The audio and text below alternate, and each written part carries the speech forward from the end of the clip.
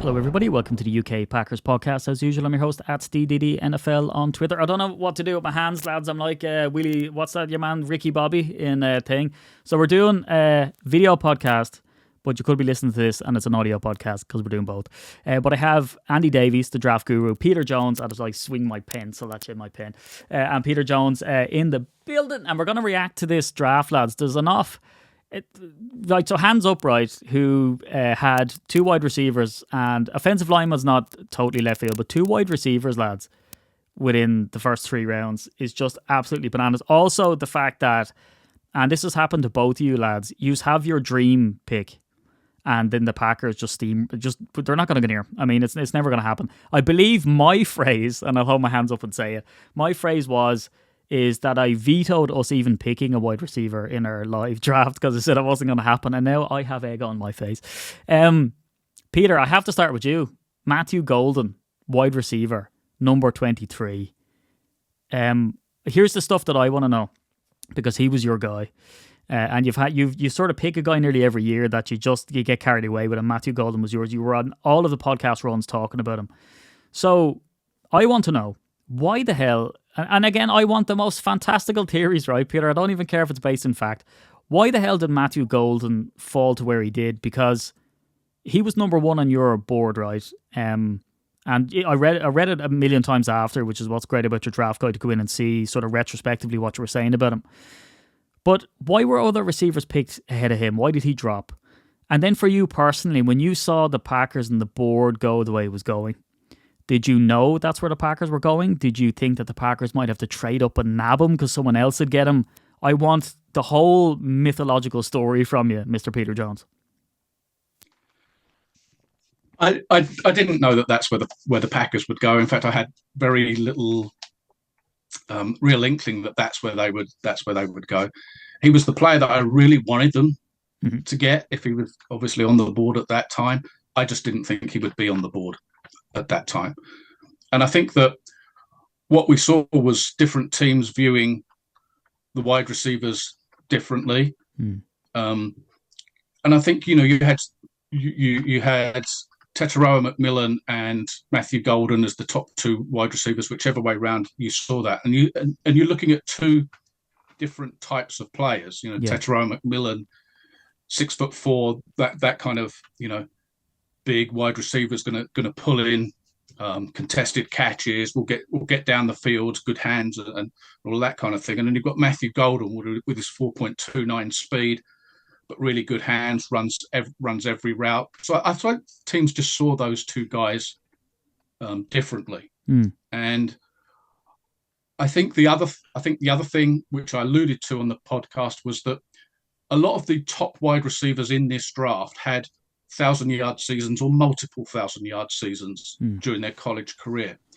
And Matthew Golden didn't have that. Now, this past year, he did have nearly 1,000 yards receiving. But, some of the other guys that have multiple 1,000-yard seasons. So, I can understand if you looked at production, you look at some of the other guys. But I think when you had the whole package of production, the ability to run those routes, the speed, like I say, the whole package for me, plus the potential upside, because I think this is a guy that's still even improving further. Yeah. He's really good now. So that upside is, I think is big. It just seems like the right player for the Packers for me. It's lovely to see Peter so passionate about it, Andy, because this is his dude, this is his guy, and I'm so glad that we got one that may soon be excited. Are you as excited about this pick, Andy? I mean, what do we have in this guy? Because like Peter said, there's other wide receivers, like even Ibuka went before him, right? So when that started to happen, then I was fumbling through the draft guide going, what are these teams seeing in these other players? You don't feel it's a concern, for instance, that he didn't break that 1,000-yard, season or anything like that? And is he a day 1 starter? There's a million questions, Andy. There you go. Pick one. Anyone. Answer one of those. I think to wrap it up, it was perfect. I think the whole scenario in terms of the board, the way it fell, the position of need, the setting, the kind of the name, the whole. I And if you're watching it live, for me, it was one of those. It's very rare that outside of a playoff game or a Super Bowl that you get a goosebump Packer moment. And for me, it was one of those moments because it was really special. A very humble young man. Clearly embraced being in Green Bay. Just the whole 200,000 people, whatever it was in the kind of vicinity. It was just hearing "Go Pack Go" ring out sort of time after time. I just thought it was perfect. The whole, so you can critique, everyone had their opinions on receivers. I think he was the right guy for us at the right time, and it was for several years we sat there in the first round and lamented choices and different directions that we've gone, and for a long time leading up to even to the moment that we took him, there was a real. Clearly, teams were wanting to get into that first round position, weren't there? There was teams desperate to trade up. So it must have been awfully tempting for the Packers to trade down in the first round and maybe pick up an extra player or two. So fair play for standing pat and taking the player that we all dreamed was going to be great. The number 22, take it at number 23. And look, we do rue picks. We've had picks where we went for Kevin King. We could have had TJ Watt. There's all of these sort of stories of shoulda, woulda, coulda. I'm not gonna ask Peter this question because I know what he's gonna say, right? Because this is his dude.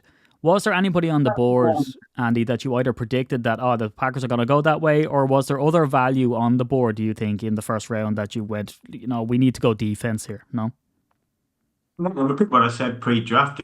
For me, it would have been the trade down option was the right option, but at the wrong time. You're in Green Bay, you're drafting in your home city, and you want to make a splash. And if you think about the way Mark Murphy handled it and the speech and everything that went with it was just perfect. So I don't want to put any dampeners on it.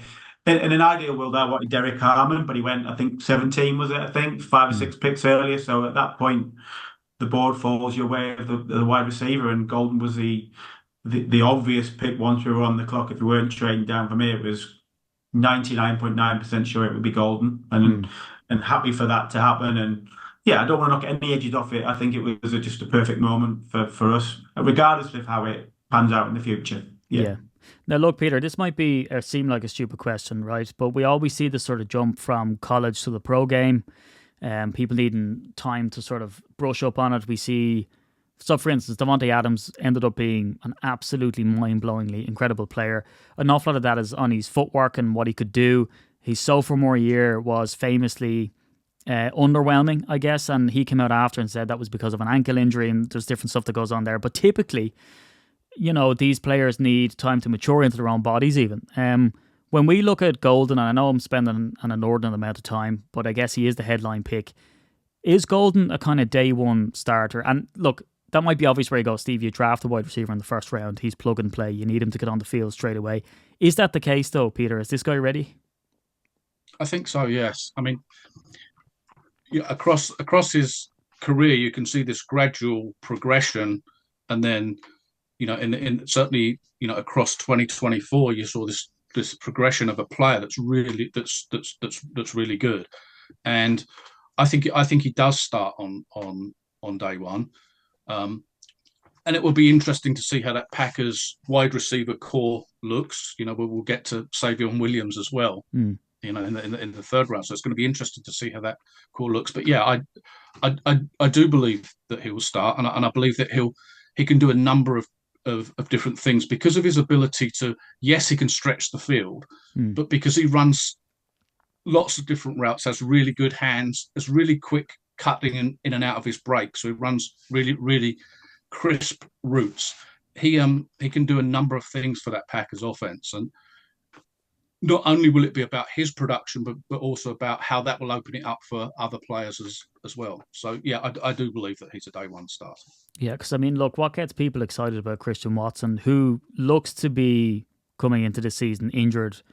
Now, again, some reports behind the scenes, and this is from people who, how do we even say it? I mean, there's people offering opinions that have a background in those type of injuries, let's say, or say that they do, and they're being very pessimistic about Christian Watson. So here's a player who has lightning quick speed, who, as you say, can rip the top off a defense, even distract defenders more than anything else, and open up, as you say, opportunities for other people.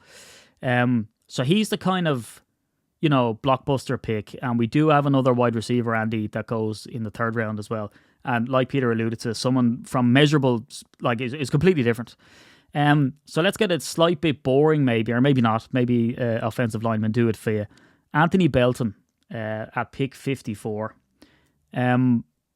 Again, this one, Andy, I'll sort of say it to you. At this point, at pick 54, and because we went down this road before, when we had that draft with Josiah DeGuara and AJ Dillon, it seemed like we were reaching for players that we could have got maybe a little bit later. Could we have got Belton a little bit later, or do you think it was value at that pick still? And with all of that package together, I mean, what are we getting in this guy?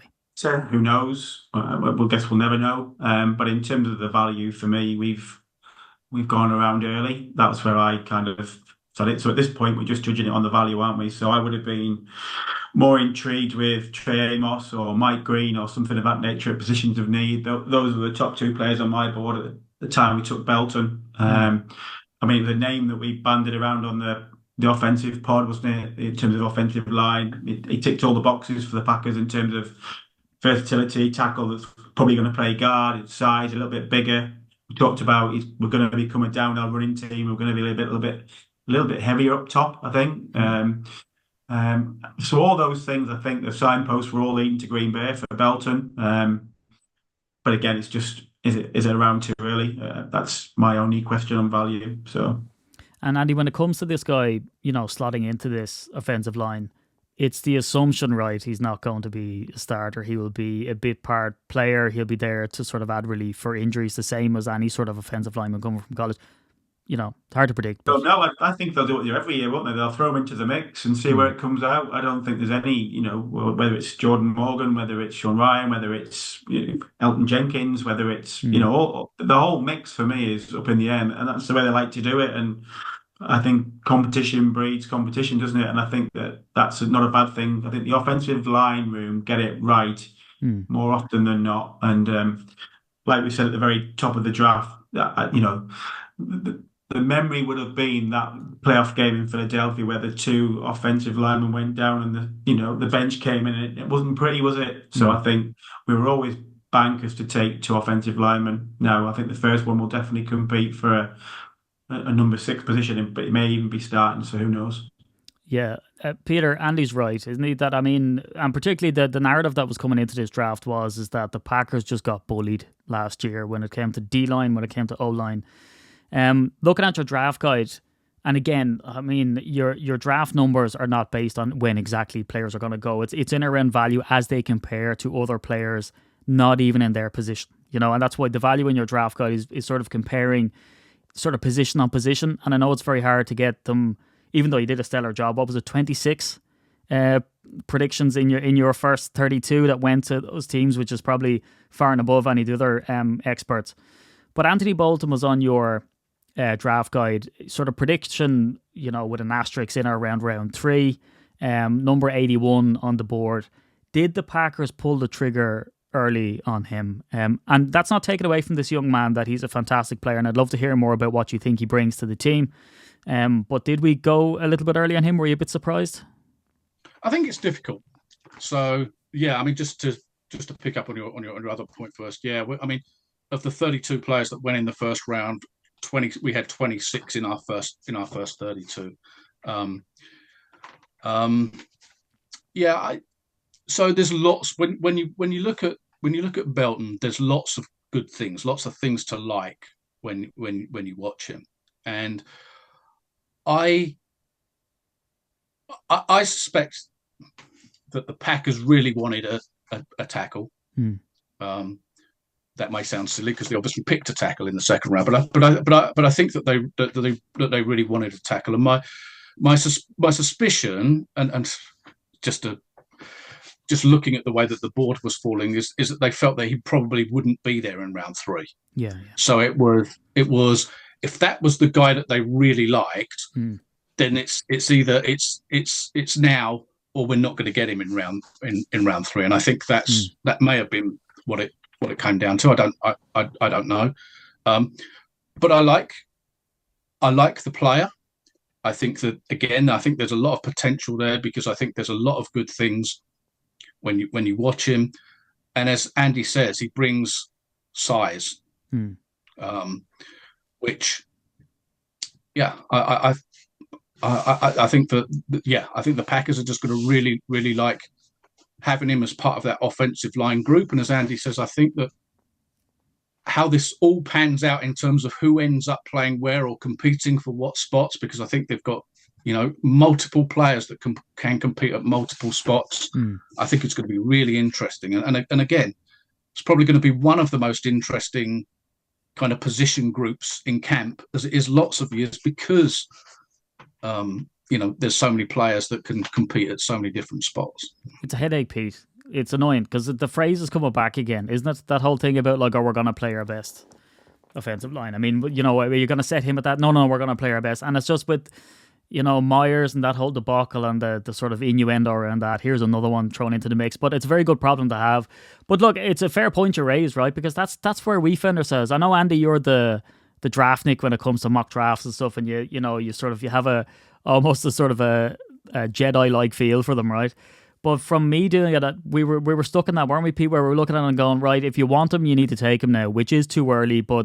And then it raises another point too, and I guess maybe we'll touch on Shedeur Sanders, even though he's not a Packers player, a little bit later on in the podcast. But, you can go into this thing and a lot of things make sense, and then they become very confusing because you really just don't know what teams' needs are. And to your point, Peter, we said the Packers' needs are a wide receiver, they need a cornerback, they need an edge. When in their mind, when they saw Belton there, obviously, he was on the top of their board and they took him for that reason. So it's very hard for us to predict. Yeah, exactly right. And they may have had Belton as the 40th player on the board, or the 35th player on the board, and so for them it's absolutely great value. The Packers to predict, Steve. I think it was an easy one. I think Belton was one of the probably most top 10 obvious picks the Packers were going to take. It's just the value where we took him is the quandary, isn't it? It's not about will we take him or not. We've just kind of it's a bit like the Joshua DeGuara one you referenced there. He was one of the easier Packer picks for that draft. I just didn't think it would be in round 3. Was it we took him? No, you're thinking more like round 5 or 6. So that's a bit where you've just got to be really good at playing your hand, isn't it? And that's the bit about value. When you talk about rating drafts, we are rating value right now. That's not what we're not rating players or questioning their character or performance or talent level. It's just about, have we paid the right price for that player, or could we have got it somewhere further down? Because those margins in value, you see the results on the field.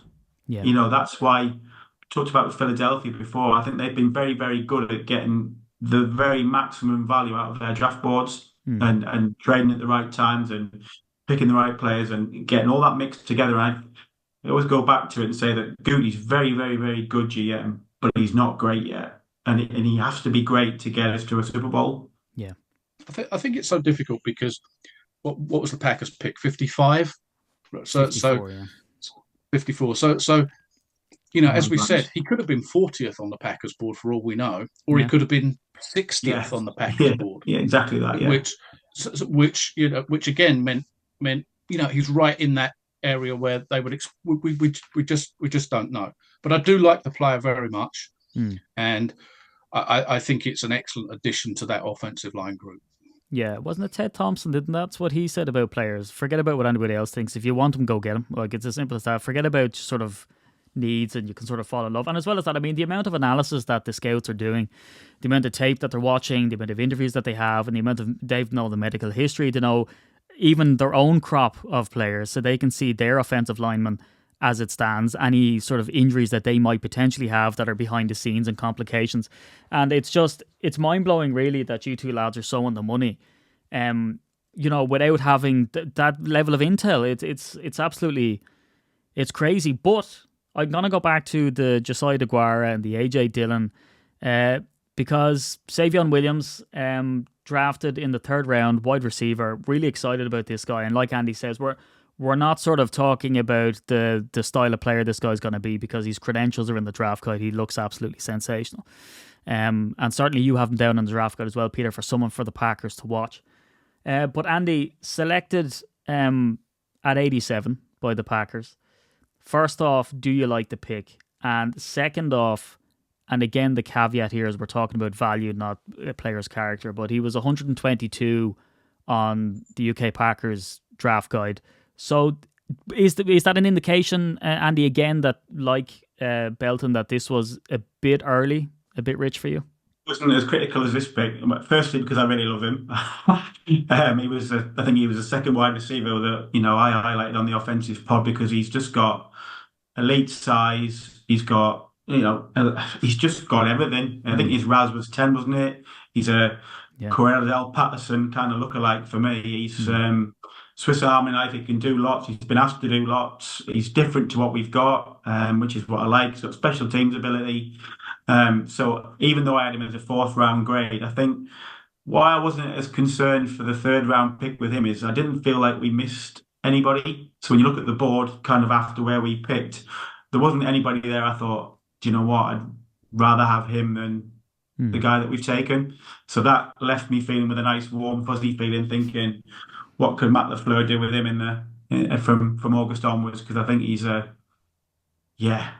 you can probably tell by my tone, I just really like him. I think we've done great to get gold, but the room looks, all of a sudden, the depth chart looks kind of quite stellar, doesn't it, on paper? And it's not played on paper, we know that, but it does, for me, it does fill the room. And like I said to you, Steve, we've talked about the potential in the Packers wide receivers room for a long time now, and I did feel that this would be the year where maybe the patience would run out on that potential, because there's clearly been a move to make that happen, and it doesn't surprise me that it took 2 wideouts. To be honest, it just didn't expect it in the first round 1 and 3. Yeah, because that was the thing. We put it out. I mean, was it on people's bingo cards? And they said yes, but just not this early. You sort of expected the Packers to go down this road. Savion Williams, Peter, Andy sort of, mentioned Cordarrelle Patterson, who was just frightening. Not unless you're Mason Crosby, who you're going to be able to chase him down and pop the ball out, right? So the only person that could get to Cordarrelle Patterson apparently is Mason Crosby. But is he that big-bodied receiver? Is he great on returns, Peter? Are we right to get so excited about this guy? So what you've got with Williams is a guy that can line up in the slot, so he can be a big slot guy at 6'5", can line up on the outside, lines up in the backfield. So you see him go in motion to the backfield, or line up in the backfield, or line up in the wildcat, take snaps there. So it does a little bit of everything. But I liked his ability to catch the ball down the field, right? So make the contested catch down the field, come back for the football down the field. I liked all of that kind of pass catching stuff. There's some good stuff in his routes, some good fakes and things in his routes. So I liked all of that. The mix was good. And it may be, we look at the board order, and we've got 120 players or however many there are. But as the draft goes along, teams will be saying, well, now what I want is I want a player of this type. So maybe I want a wide receiver, a big-bodied wide receiver. Well, that then takes off some of these other players potentially from the board. So I think it's difficult to be as straightforward as just looking at board numbers. So who's the next player of the type that we like, that we're looking for, and is he in that value range? And Williams definitely so. And I'm with Andy. I just like what he gives you, and I think that versatility, but I do like his catching ability down the field. And yeah, I like Williams a lot, and it's interesting because he played in that TCU offense where Jack Betch played, JP Richardson, and so there were other skilled receivers on that. Excellent receivers on that team. So it wasn't like he was probably going to catch 90 passes for 1,500 yards with all of those other guys on that on that team. But yeah, really, really like the pick. Really, really like the pick. He's going to be a really good player for the Packers.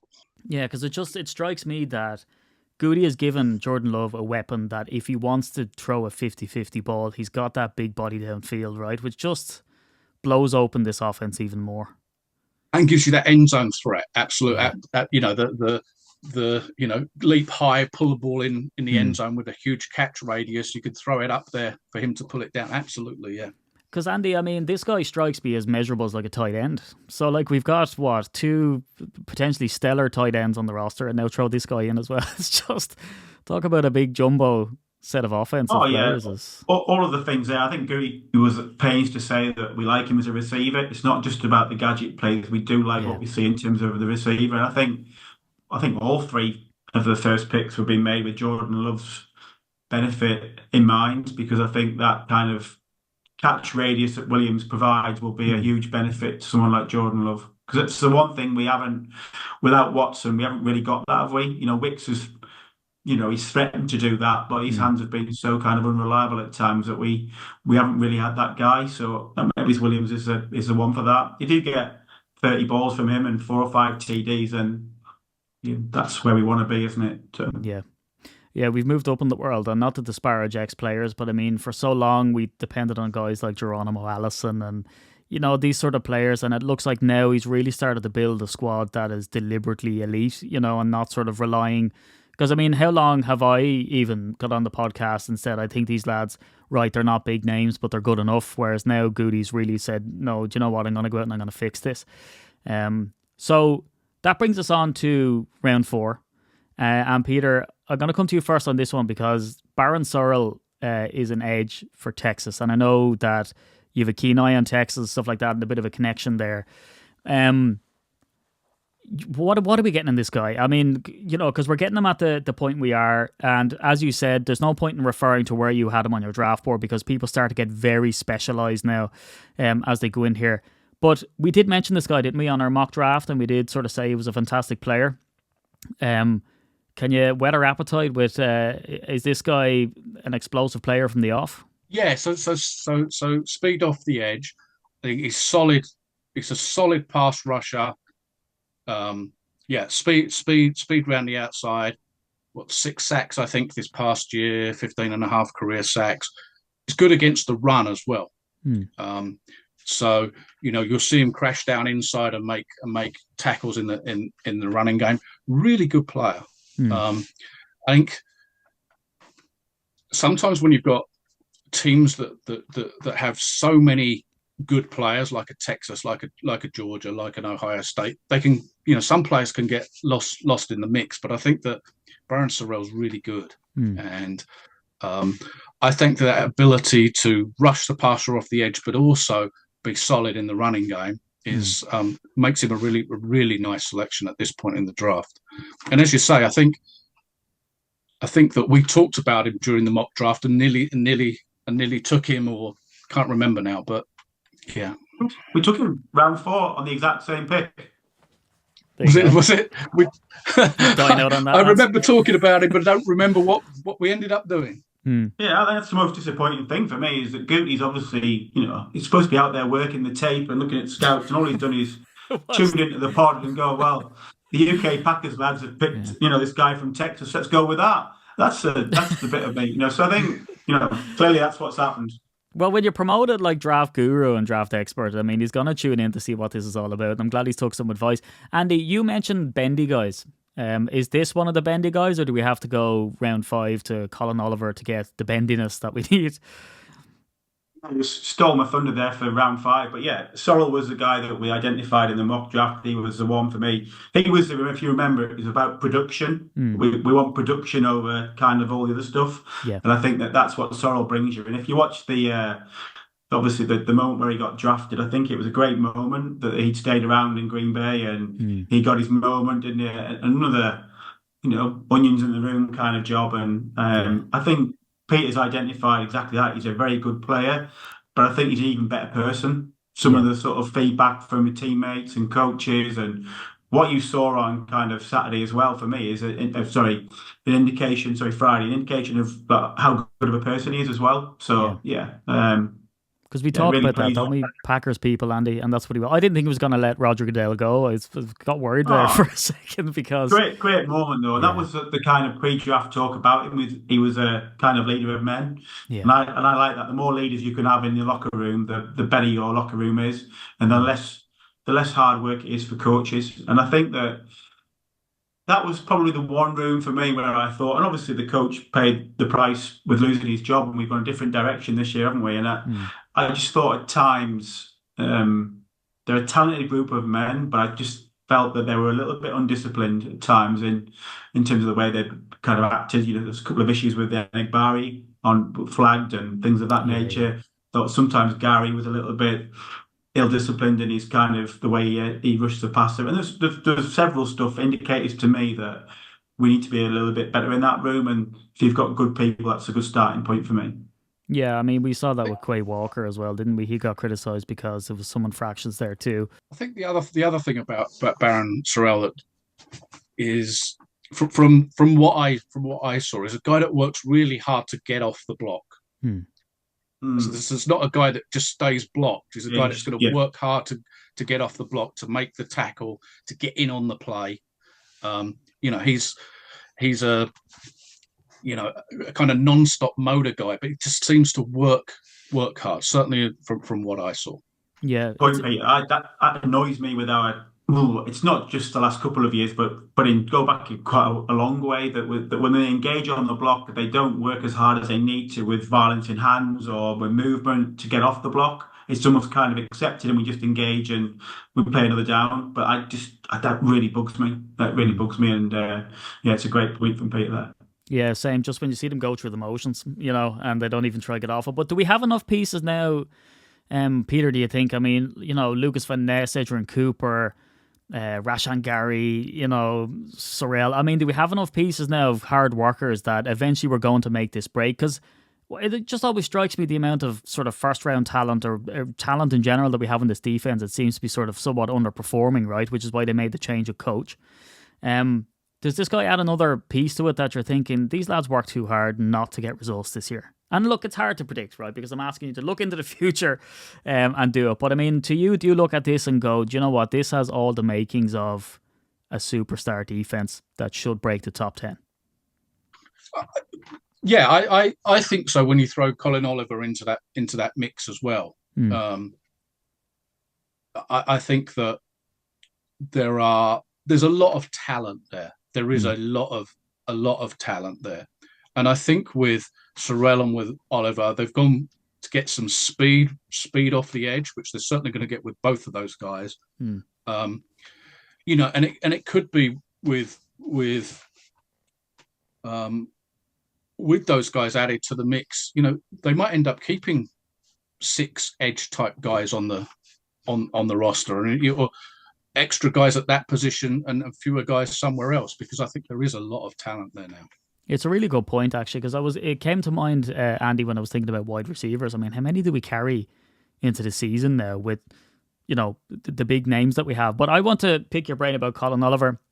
Round 5, 159.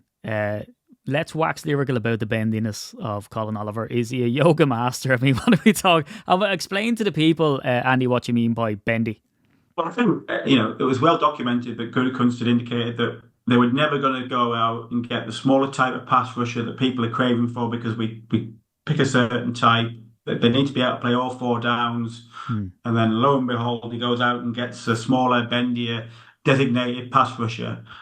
Again, it's just laziness. He's just listened to the pod and then come up with the solution and found the right guy for it. It's all of those things, isn't it? So I would really like him on the kind of weaker side linebacker role, but I think he will do a little bit of both. But I think he might end up being the specialist third down pass rusher, because he's got all of those skills that we just talked about. He's explosive, he's bendy, he's lower to the ground, he's lighter than the Packers' current crop of edge rushers. So it's completely different. That brings about some kind of minuses, because, there is a tendency to get kind of ploughed out of the way, and there's all that kind of danger. But in the right situation, he can get around the edge, which is what I was referring to, and he can get us off the field on third down, which has been a big problem. Yeah, now look, I know, Gutekunst listens to us, so I just wonder, did you listen to him? I mean, is he listening to Jeff Hafley? Is this a Hafley defense style thing, or is it just Gutekunst just breaking the mold to say what we've been doing hasn't been working, so let's go another way? I don't know. You hear them lorries reversing. You can hear them the beeping sounds. That was Gutekunst reversing on draft day, isn't it? Because he was very adamant that we were going to pick 6'5", 270. That's what we do, because they've got to be on the field all 4 downs. So But it is different. So whether that's the Hafley influence, whether it's the pod influence, who knows? But yeah, A little bit I'm from glad. column A. But listen, kudos, hats off, because we did say if we keep doing the same things and expect different results, then we will be critical. Yeah. So we've tried to do something different here. So let's, fair play. I hope it really works out, because he's an explosive player. I don't think that's right. I think that's the word. I think when you watch him, it's that quickness, it's that explosiveness, as Andy says, right off the snap. Whether that's coming around the edge, whether that's lining up which he has done and shot through the B gap, right between the guard and tackle. It is that quickness that he has right off the snap, which is the thing that when you're watching, that's the first thing that comes to mind, because you see it on every play. The special teams value that brings as well, for a starter, is something that won't go amiss either. But I really like the analogy around the B gap, because that's where I see him. Actually, there will be some edge stuff there, but just going in the B gap there, I just see him. He can fly through the holes. You saw Cooper doing it, but I think he could do it as well, if not better. Yeah. And that's absolutely. That's what I was trying to say when I didn't complete my sentence, I don't think. But we've seen him on film line up in that area. It's almost an inside linebacker just off the ball. Yeah, exactly that. And shoot through that gap with speed. Yeah, look, I catch my half sentences when I edit the podcast most of the time. And my favourite one I do is I go two things and then one comes out of my mouth. And then we get on. But look, we've waxed lyrical about how Gutekunst has went for wide receivers early. He's broken the mold by going for the smaller, bendier guy. And then we move on to our next pick, and it's Warren Brinson, defensive tackle from Georgia, right? So we know Gutekunst absolutely loves, he couldn't help himself, and you did say it in fairness to Andy on the last podcast. So this is the fifth Georgia defensive player that he's drafted since 2021, with Eric Stokes, Javon Bullard, Quay Walker, Devontae Wyatt. So Peter, he didn't break the mold with this one, going for a Georgia player. And interestingly enough, all of those Georgia players, bar one, is still on this roster that he's picked. Is this a good caliber of player with, defensive tackle? Bearing in mind that it is round 6 at pick 198, what are we getting in Warren Brinson? Yeah, you're getting a good player against the run, so occupies bodies in there, makes tackles in the running game, but it is an inside. I think is an inside run stuffer that gives you the ability, I think, to stop the run inside and then have the edge guys that we're talking about rush the passer or whatever. But it is that ability to occupy bodies. Gets double teamed a lot. He's big, 6'4", 3. I was looking at my notes, 6'4", 3, 10, that kind of size. He just looks like a defensive tackle that you're going to play on early downs to stuff the run, because that seemed to be certainly what I saw him do, and occupy blockers and just create. I don't know how to put this. No space in the middle of the line. Andy, have we finally found a replacement for Johnny Jolly? Remember Johnny Jolly's run stuffing ability?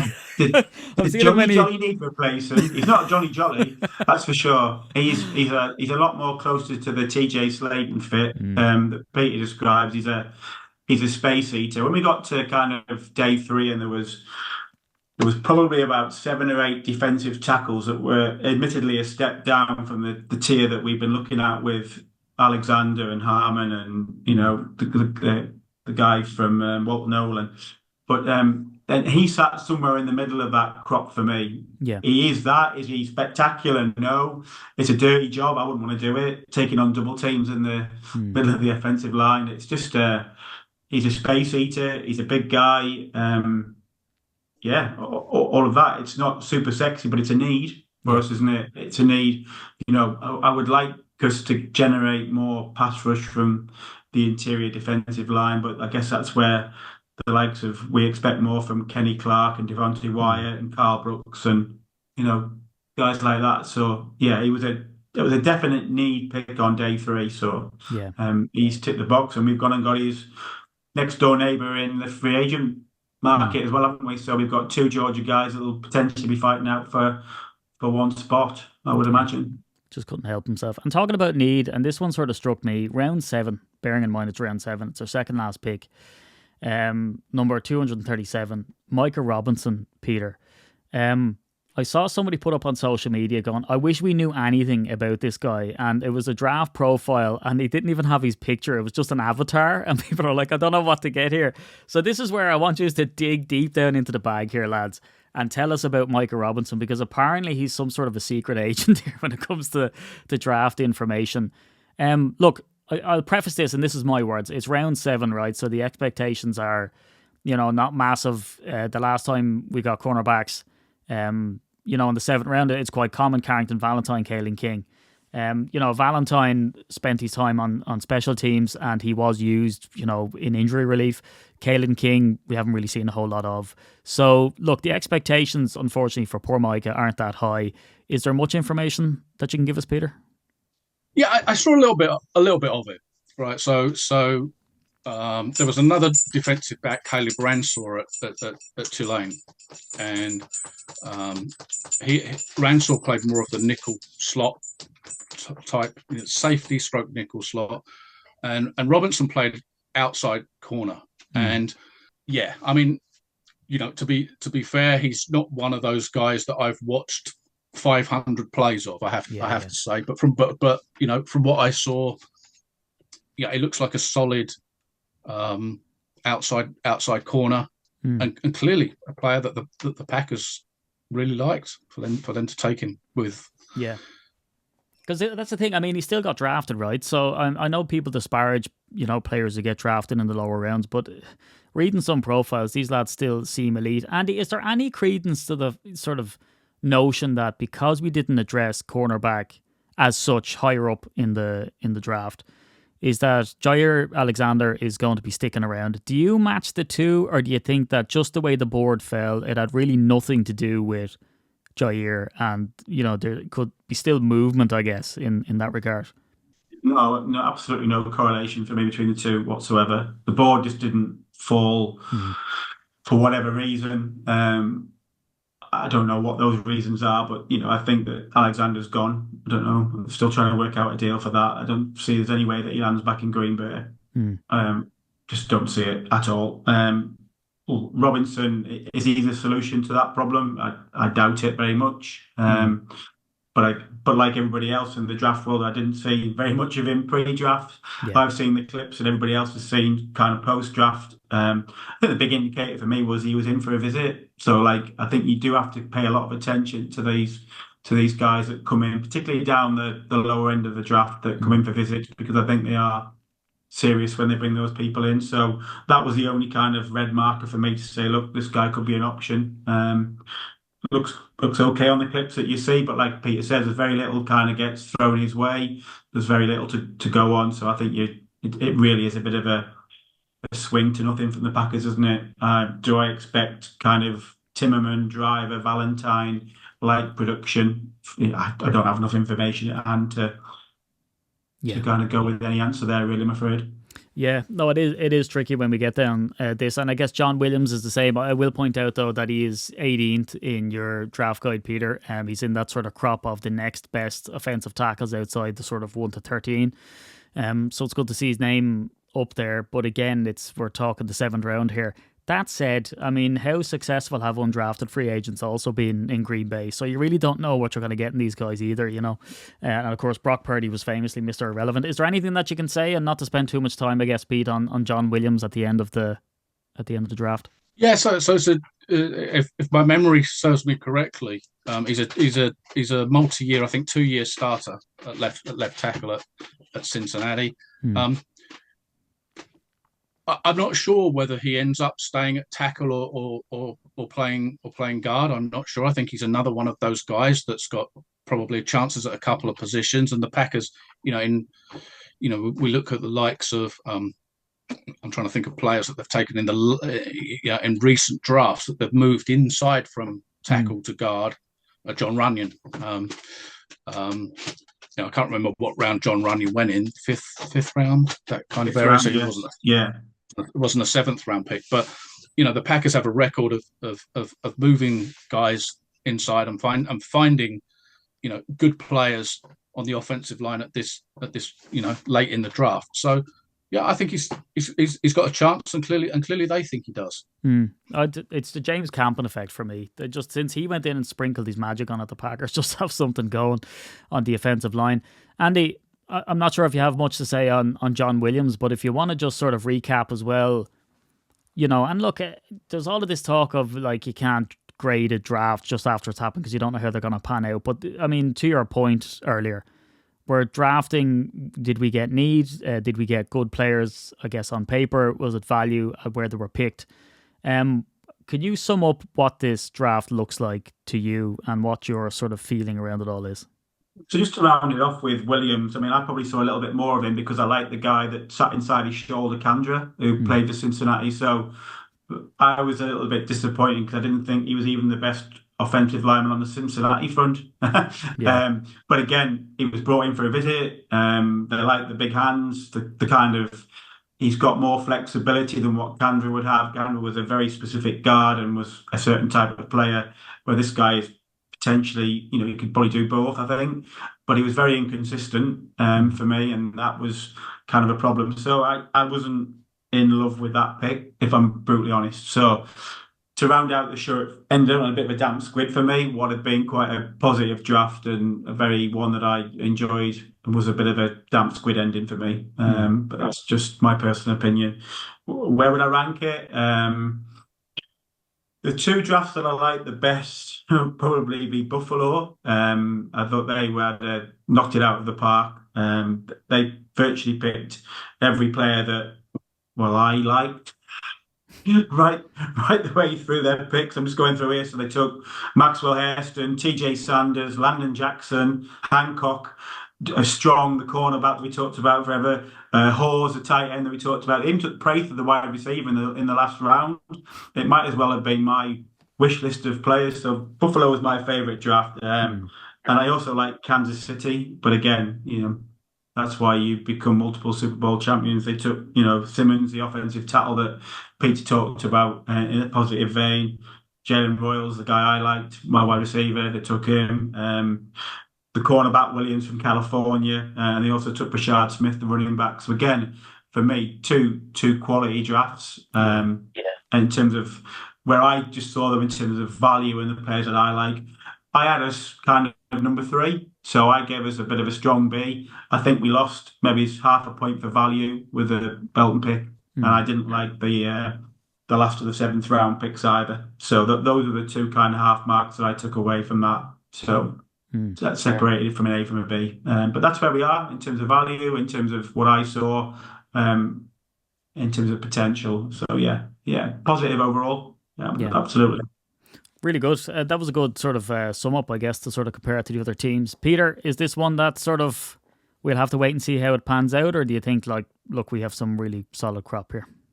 I think that the two wide receivers I think are going to contribute. I hope, certainly, I believe will contribute in very quickly this year. I think then you've got Belton who's going to develop. We don't know where he's going to play, as we talked about through this pod. He could be the left tackle. We don't know. And then the edge guys I think are really encouraging. And then as always later on in the draft, you're taking an opportunity to see who may come through. Some of those guys may be excellent special teams players as well, which is obviously what you look for later in the draft with say Michael Robinson. So I don't know what his special teams skills are. I'm just saying that he could be a good special teams guy. So yeah, I'm encouraged. I am by this draft because I think they've tackled a number of areas of need and got some really good players in there. Yeah, I mean, look, when we had Aaron Rodgers firing on all cylinders, it was just the offense was so unstoppable. The defense had time to sort of catch up and develop, right? So maybe there's an element there, although maybe it's the opposite way around. I'm going to throw this out there, and any of you can jump in or just give a nod or just hang up, I guess. it gets released obviously as well that the Packers bring other guys in, undrafted free agents. Does anybody stand out on the list of undrafted free agents to you lads where you go, oh yeah, that makes sense, or he's an interesting prospect, or... Georgia, yeah, the defensive tackle from Georgia was the one, wasn't he, that I think stood out. I think of the other ones. Do you know what, Steve? Normally, there's about two or three names where I really piqued my interest, and you give them a real, opportunity to try and make the roster. But apart from the guy from Georgia who's competing with his teammate, then no is the answer. Nothing from me. Maybe Peter's got a little bit more. The running back I thought was okay, but do we need a running back? And has he got enough Jalen White from Georgia Southern? And does he have enough juice to supplant Brooks or Wilson or Marshawn Lloyd? Probably not. So yeah, I was left clutching at straws after that, really. Yeah. Peter, any interesting prospects? Yeah, so Nazir Stackhouse from Georgia, as Andy's mentioned a couple of times, plays a lot as a kind of nose tackle, zero technique or one technique guy. I guess similar in kind of play style to TJ Slayton. Stuffs the run, as part of that, creating no running lanes in the middle of the line with Warren Brinson. So yeah, I think he has certainly has a decent chance of certainly competing for a spot. Again, it's one of those positions where you don't quite know how many guys they're going to keep at that position. One of the other guys that they've signed that's really interesting to me is Jonathan Baldwin of UNLV. Yeah. Right. So he's listed as a safety, and he's kind of safety size, 6'1", 200, that kind of size. When I watched him, I saw him line up a lot in the nickel slot, covering the slot receiver. Now, in fact, I thought he looked really good doing that role. I don't know whether that's where the Packers perceive him, because that would be, interesting in terms of, in essence, adding to the cornerback group, although he's listed as a safety rather than adding to the safety group. So I'm not sure, but certainly I thought he was a good player doing that role. So it'd be interesting to see where, how they perceive Jonathan Baldwin. So one room coming out the draft that I worry about, Steve, is the cornerback room. I think in terms of addressing the needs, I don't know how you guys feel, but certainly from my perspective, I think we've probably just about done enough at defensive tackle that you could argue maybe we missed a trick there. Comfortable with the edge needs, comfortable wide receiver. The rest of the kind of squad stacks up well anyway. It's just that cornerback room. And I think there will be a move to play more zone. I think that the way he's kind of aligning his chest pieces, I think that's where we're going to go. But I still think we're a guy short, given that Alexander's almost certainly gone. Yeah, I do get concerned about it. I know we're going to get that extra pressure up front, which might sort of, reap dividends. We saw that with McKinney, I found, when we got that pressure and we forced them into interceptions and stuff. And I think that if that's what you're dependent on, fine. But yeah, I completely agree, Andy. I think cornerback is a real area of concern, and maybe that's where it lets you down, especially with big-bodied tight ends and wide receivers. Yeah. But anyway, I'm excited, but this happens every year. Every year we go through it and we look at it and get excited about it, and we sort of have to see how it plays out. But look, we have been the UK Packers. We've been on here with Peter Jones, whose draft guide is still available on the website. So and I find it's great for this, is just that you've mentioned, Andy, the Buffalo Bills and the Kansas City Chiefs and their drafts. I'm going to go in now and go down the rabbit hole of looking at Peter's draft guide and evaluation of players by looking at those and going, God damn it, you're dead right. And as well as that, we know people will look at players and the success that they have in later years, and then even refer back to your draft guide, Peter, and go, do you know what? Peter called this out about 4 years prior that this was going to happen. I mean, even down to Romeo Dobbs, when you called him sneaky good, it all came true. So the draft guru, which is Andy Davies at Pooley Shrew, ex-footballer, all-around good guy, and Peter Jones, who's in a library of love. I mean, look at all those gorgeous books behind you. Oh my God, Peter, have you read them all? I mean, you got, have you, Of course. that's how you have so much knowledge, because you have consumed all of that information. And Peter Jones, draft guide, and again, an absolutely fantastic gem of a person. And I've been at STDD NFL. So that's all that can be said about me. I present things. So look, that's great, lads. Thanks for that. And we'll be back on to talk about all things Packers next week. Thanks a lot.